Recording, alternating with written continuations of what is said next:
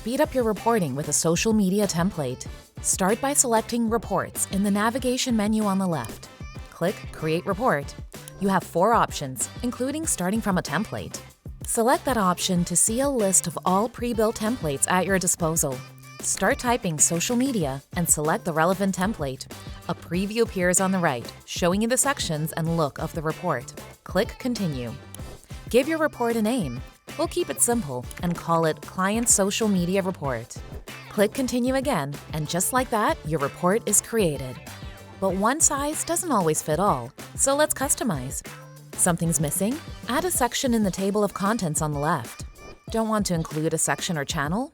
Click on the ellipses and find the option to delete, as well as edit, rename, or clone. And if you need to change the order, simply drag and drop the item to the correct spot. The Widgets menu on the right-hand side allows for even more customization, pulling in new metrics, goals, and useful tools. For instance, slide in the AI Summary widget to save time digging through data and writing a summary yourself. And that's it. Templates take the guesswork out of building reports, saving you time and a headache. Get your free trial and social media report template today from AgencyAnalytics.